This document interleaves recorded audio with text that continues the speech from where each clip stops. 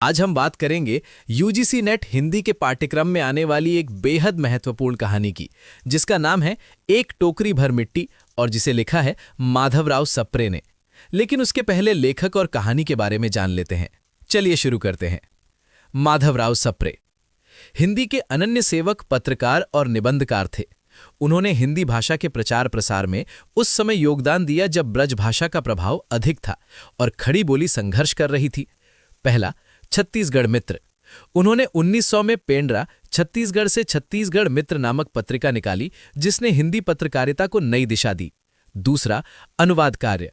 उन्होंने लोकमान्य तिलक के गीता रहस्य और दासबोध जैसे ग्रंथों का मराठी से हिंदी में उत्कृष्ट अनुवाद किया। तीसरा, महत्व। उन्हें छत्तीसगढ़ में पत्रकारिता का जनक माना जाता है। दूसरा, एक टोकरी भर मिट्टी कहानी। ये कहानी सन 1901 में छत्तीसगढ़ मित्र पत्रिका में प्रकाशित हुई थी।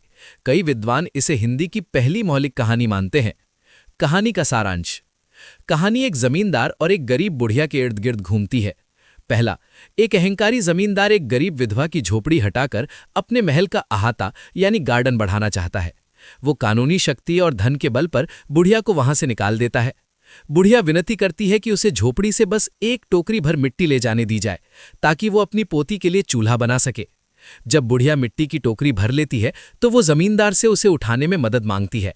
जब जमींदार टोकरी उठाने की कोशिश करता है तो वो भारी होने के कारण उसे हिला भी नहीं पाता। तब बुढ़िया कहती है, महाराज, आपसे एक टोकरी भर मिट्टी तो नहीं उठाई जाती और इस झोपड़ी में तो हजारों टोकरियां मिट्टी पड़ी है।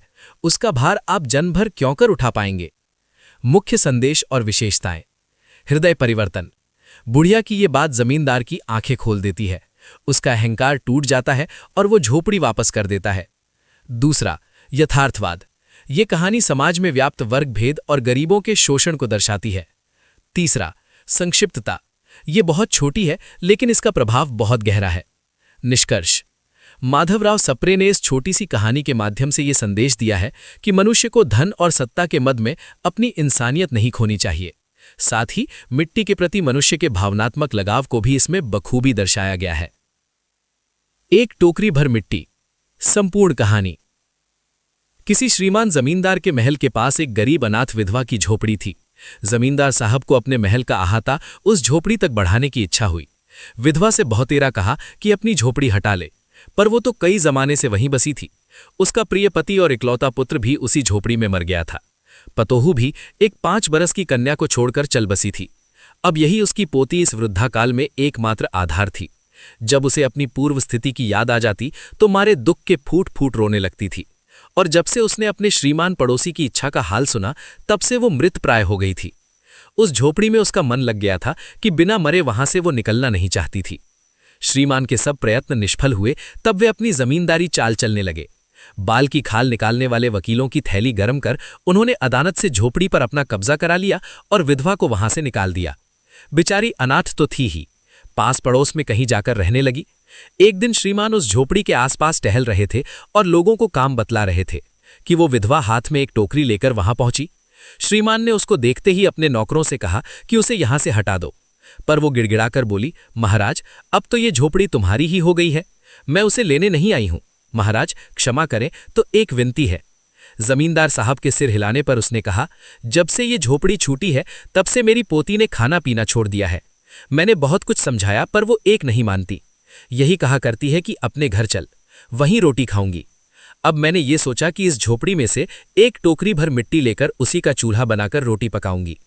इससे भरोसा है कि वो रोटी खाने लगेगी। महाराज कृपा करके आज्ञा दीजिए तो इस टोकरी में मिट्टी ले आऊं। श्रीमान ने आज्ञा दे दी। विधवा झोपड़ी के भीतर गई। वहां जाते ही उसे पुरानी बातों का स्मरण हुआ और उसकी आंखों से आंसू की धारा बहने लगी। अपने आंतरिक दुख को किसी तरह संभालकर उसने अपनी टोकरी मिट्टी से भर ली और हाथ से उठाकर बाहर ले आई।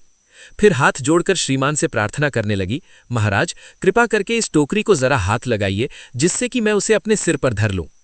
जमींदार साहब पहले तो बहुत नाराज हुए, पर जब वो बार बार हाथ जोड़ने लगी और पैरों पर गिरने लगी तो उनके मन में कुछ दया आ गई।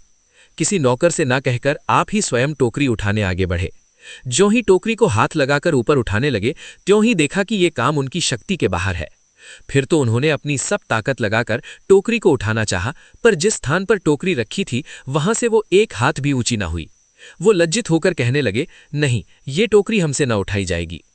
ये सुनकर विधवा ने कहा, महाराज नाराज ना हो, आपसे एक टोकरी भर मिट्टी नहीं उठाई जाती और इस झोपड़ी में तो हजारों टोकरियां मिट्टी पड़ी है, उसका भार आप जन भर क्यों कर उठा पाएंगे?